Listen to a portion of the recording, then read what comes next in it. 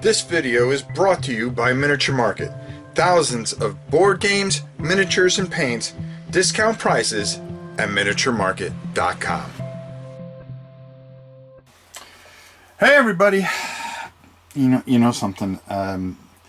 This company, Thunderworks Games, seems to make games specifically for me, because everything that they do is glorious beyond human belief, and I don't remember having this much fun with a company's games as much as I do with Thunderworks and all the incredible games that they've made, and it's just amazing. I know I'm kind of giving everything away a little bit, but what I want to talk about today is Stonespine Architects. Okay, the latest offering from the great Thunderworks.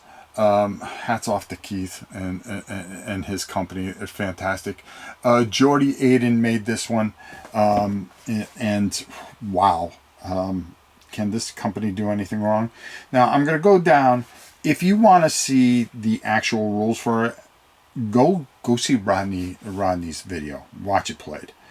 Nobody does it better. He gets you going real quick. It helped me. The rule book is clean, don't get me wrong.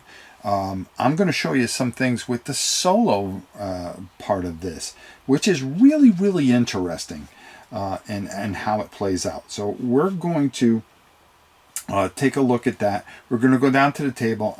You'll kind of pick things up pretty quickly, but you'll see how great this really is. So let's go check it out. So again, just a complete masterpiece. You're going to pick your goal card, okay? And in the game, even when you're playing multiplayer, you're going to have a goal card here. On the other side is for 2 to how many players, but this is the 1 player side. And if you see here, there's a dude here, and his name is, I want to make sure I got it, I think it's Jail, and he's the guy that you're going to be facing, okay? So he doesn't get any cards. Now, in the normal game, everybody's going to get 5 cards, and they would pick one to build in their area. For instance, I'm going to put, I decide to put this card here. And you're going to be trying to connect paths, and you're going to be totaling up gold. And you're going to have cards, you're going to pick one, and then you're going to be passing them around in the normal game. In the multiplayer game, what you're going to do is you're trying to fill out this entire row, 4, and then down, and you're going to have these architect cards. And what they're going to do is they're going to kind of give you a way to score points, okay? Because what you're going to do is you're going to try to build it so it's kind of like that. Well, I know that I want to have that right there with the mountain, the cave symbol right there, because I'm going to be counting that up, because I'm going to be scoring these points on the bottom at the end of the game. I'm also going to want to make sure that I place my entrance here, okay?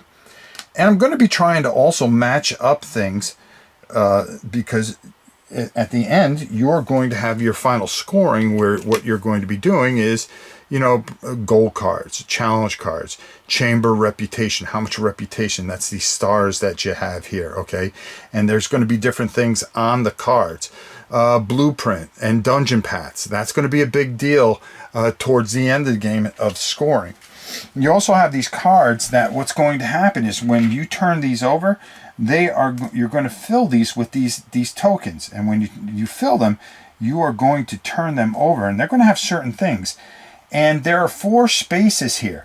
Now, as you can see, there's 2 traps on this one, but if I'm able to purchase that at the end of my turn, I can fill these spaces with that, because it might be a requirement to get certain monsters to help myself out here as I try to build the dungeon a certain way. In the solo game, what you're going to do is you're going to turn over one of these cards for the first year, because each year, and you're going to build down and go through 4 years, because you're going to fill out this whole thing. He's always going to start with 14 gold, and any card that I have in my hand, okay, that has a symbol in the bottom here, see that symbol here matches that symbol there, at the end of my turn, he's going to get that card. So any of those cards that happen to be in my hand, those go into his into his scoring area, okay? And at the end of the game, he's gonna get those. And you're also going to count up anything that he has here. Okay, so it's going to be tough onto itself. I'm going to keep one card, and then I'm going to draw up to the number of cards in the space here. So I would need 3 more cards. Okay, and then I would do my turn again until this area is filled up. Once that area is filled up, okay, I am going to turn over the next card. And what happens is, as you can see, this starts to build up his scoring area at the end of the game. Now he has 15 gold. And, you know, as I start filling these areas particularly, all right, I'm going to count up how much gold I have. I have 0, 2, 3, 5, 6, because you get one for the gold chests, okay? So I'm going to have 6 gold. Well, not cool. If you notice here, when he has more gold than everybody, he's going to be able to claim these particular areas on these cards. So it might be stuff like, there's a reputation point. The whole thing is at the end of the game, who has the most reputation points. And you're going to, secret passage. So on this particular card, he would get these 2 because he has the most gold. And then whatever gold I have, I would be able to buy what's left over, which, wow, oh wow, I can buy a trap. Do I want to do that on this one? And of course you would have these all turned over. I'm just pulling these out. Well, if I had 7 gold, which would be really nice, I'd be able to get this one, but I can't. He already bought the stuff that I would hope that I would get. So I would buy this and maybe fulfill it in somewhere. Well, look, on the 2nd level here, I can use that, but when I buy it, I've got to use it then. Okay, so I've got to be able to fill these areas with things I need. So I've already got the star here. I've already got a cave here, so I figured that 2 out. So I've got 2. And if you don't get up to 4, if you only have 3 of these things fulfilled in this card, well, you're out of luck. You're not going to get any bonus reputation in there, okay, from this card. So you've got to be concentrating when you build your dungeon, but you're being, you know, sidetracked because this guy's just beating you silly. Because not only that, but he has that green symbol now. Anything with a green symbol, yep, he scores. Boom. All right. And here's the worst part about it, okay? Those cards are hard enough to deal with, and there's 6 of them, but you can interchange them with these legendary cards, which are filthy. I mean filthy. So you could take these 3 cards if you want to make the game even harder in the solo mode. Just beautiful and tremendous.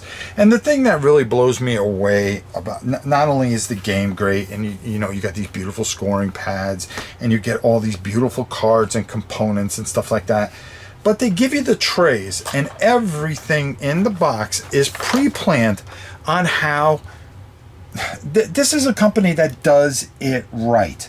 Because if you look here, this goes right in here, boom, and then you put your little cover on top, and then your cards go away.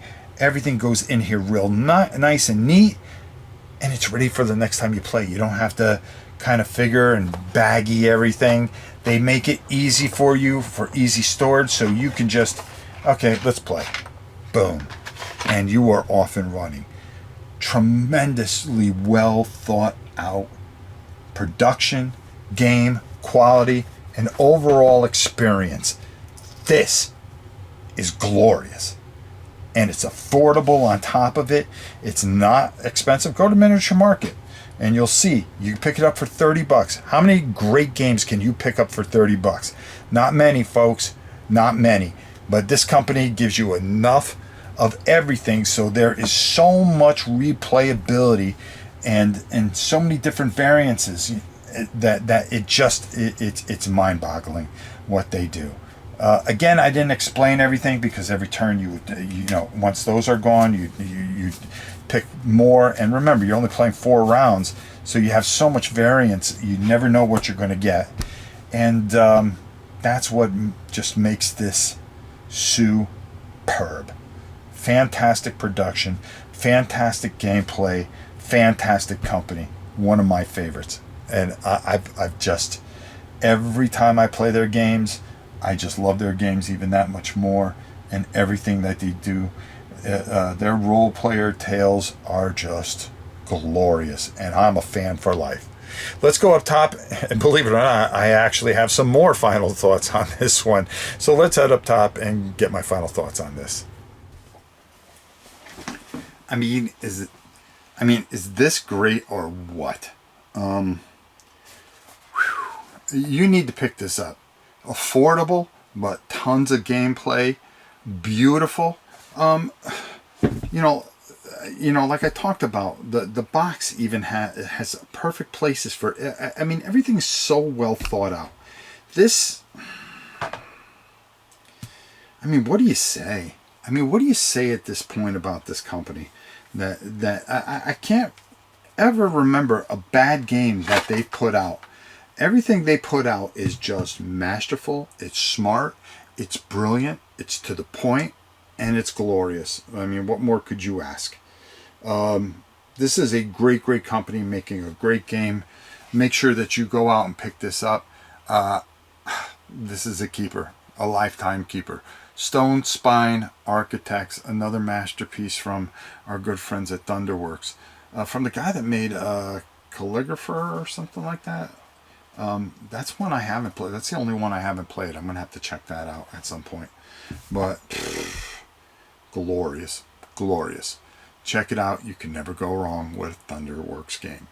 Until next time, it's your old pal Rob. We'll see you soon, everybody.